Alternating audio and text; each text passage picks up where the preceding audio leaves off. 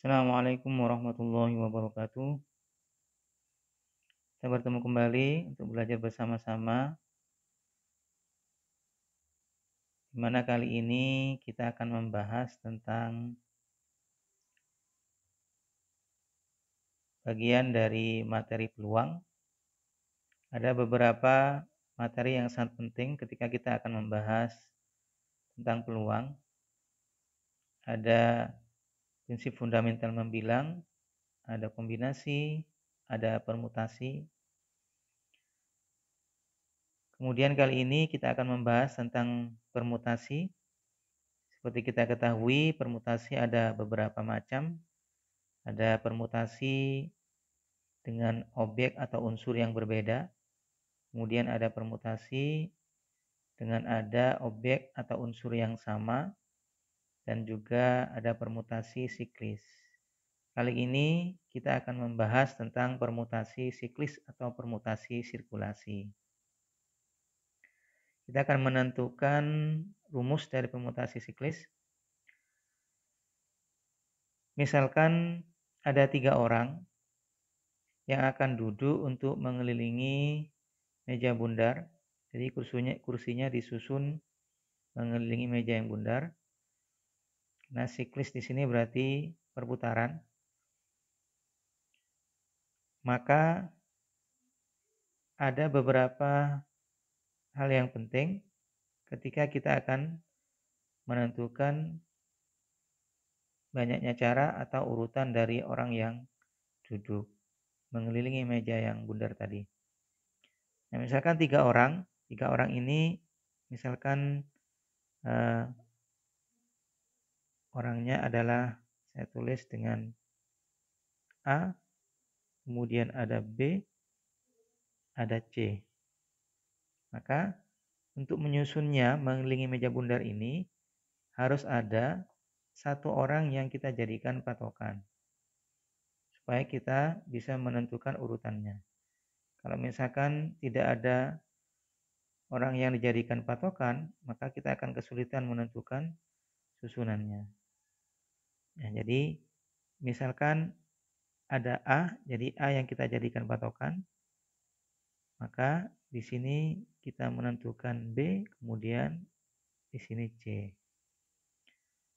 Kemudian di sini A, kita balik, yang semula sini B, sini C, ini kita ubah menjadi ini yang C, kemudian ini yang B. Sehingga kalau 3 orang mengelilingi meja yang bundar duduknya, maka kita bisa menentukan urutannya adalah A, B, C, kemudian bisa A, C, B. Kalau kita menentukan urutannya ke bawah, maka A, B, C. Nah, ini akan sama ketika kita menentukan urutannya ke atas dengan yang ini. Jadi A, B, C. Kemudian A, C, B. Kalau kita menentukan urutannya ke bawah, kalau ke atas, maka di sini juga akan ada A, C, B. Jadi memutar ke atas atau ke bawah itu urutannya akan sama. Sehingga 1 orang harus kita jadikan patokan. Kalau misalkan ada 4 orang, misalkan 4 orang tersebut adalah A, B, C, kemudian D. Maka kita bisa menyusunnya. Di sini A kita jadikan patokan. Kemudian yang di sini B, yang sini C, kemudian yang di sini D. Setelah itu yang sini tetap A, di sini tetap B, tapi C dan D-nya kita balik. Di sini D, yang di sini C. Kemudian yang ini tetap A, tapi yang kedua kita ganti selain B. Yakni C, berarti di sini B, di sini bisa D. Kemudian untuk selanjutnya kita bisa tulis di sini A, di sini tetap C, kemudian B dan D ini tempatnya kita balik. Yang ini adalah D, kemudian yang ini adalah B. Kemudian di sini A, nah di sini sudah B dan C, tinggal D yang belum. Nah berarti yang di sini B, di sini C. Kemudian di sini A, di sini tetap D, kemudian ini kita balik. Yang di sini C, berarti yang di sini B. Sehingga kita bisa menentukan 4 orang susunannya A, B, C, D. Jadi ada A, B, C, D. Kemudian ada A, B, D, C. A, B, D, C. Kemudian juga A, C, B, D. A, C, B, D. Kemudian A, C, D, B. Jadi ada A, C, D, B. A, D, B, C. A, D, B, C. Kemudian ada A, D, C, B. A, D, C, B. Nah, kalau kita perhatikan, berarti kalau misalkan dua orang, dua orang itu misalkan adalah A dan B, maka kita bisa menyusunnya dengan susunannya berarti AB saja. Ya, jadi hanya AB saja. Nah, berarti cuma ada satu. Nah, sedangkan yang ini ada dua cara. Dua itu saya tuliskan dengan 2 kali 1 atau 2 faktorial. Saya tuliskan dengan 2 kali 1 sama saja dengan 2 faktorial. Nah, kemudian 2 faktorial itu saya tuliskan dengan 3, yang tersedia ada 3A, B, C, kemudian dikurangi dengan 1 orang yang kita jadikan patokan. Jadi 3 dikurangi 1 faktorial. Nah, kemudian yang 1 tadi saya tuliskan dengan 1 faktorial, dimana juga sama dengan 1 itu saya tuliskan dengan 2 dikurangi 1 faktorial. Jadi kalau ada 2 orang, 2 dikurangi 1 faktorial. Kalau 3 orang, ada 3 dikurangi 1 faktorial. Nah, sedangkan yang ini ada 6. Nah, 6 itu saya tuliskan sama dengan 3 kali 2 kali 1. Atau saya tuliskan dengan 3 faktorial. Nah, 3 faktorial itu adalah 4 dikurangi 1 faktorial. Jadi, kalau kita lihat di sini urutannya, kalau ada 2 orang, maka kita dapatkan 2 dikurangi 1 faktorial. Kalau ada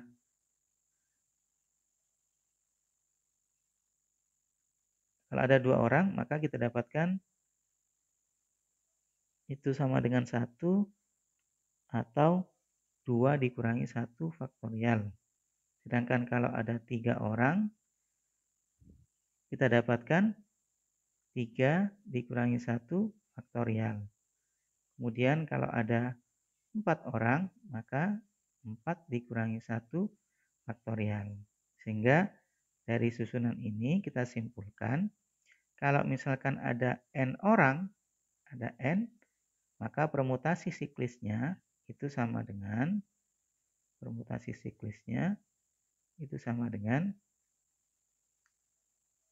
N dikurangi 1 faktorial. Jadi rumus dari permutasi siklis itu sama dengan N dikurangi 1 faktorial. Kalau tersedia ada N. N objek atau N unsur. Baik, sekarang kita akan mencoba mengerjakan contoh dari soal permutasi. Nah, misalkan seperti ini.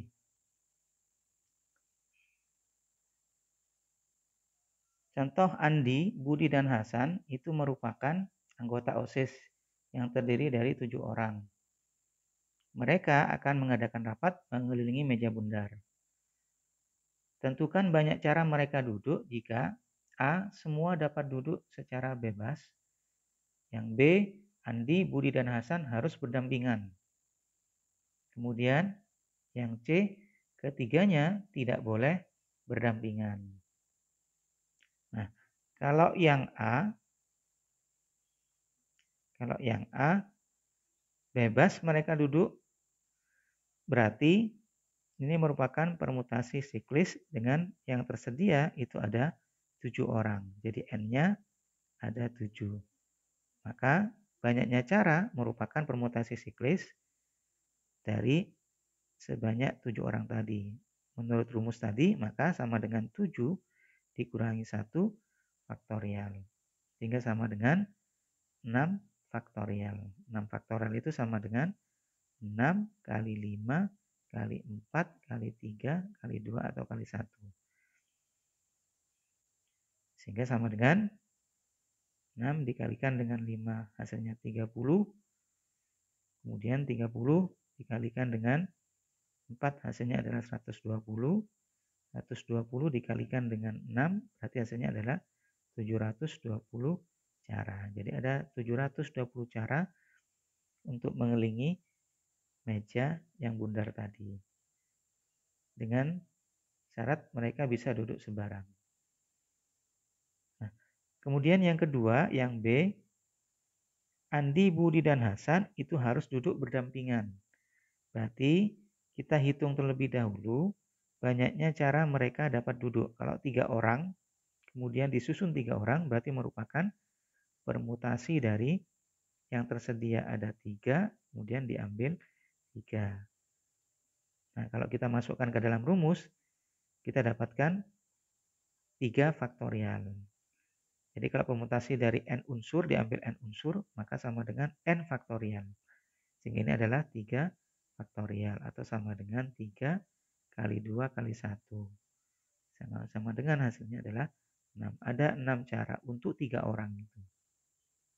Nah, kemudian mereka akan duduk mengelilingi meja bundar sehingga yang 3 orang ini kita anggap satu kelompok. Sisanya ada 4 orang, berarti ditambahkan ada 5 orang. Kita anggap ada 5 orang. Karena yang 3 orang itu dianggap satu orang atau dianggap satu kelompok.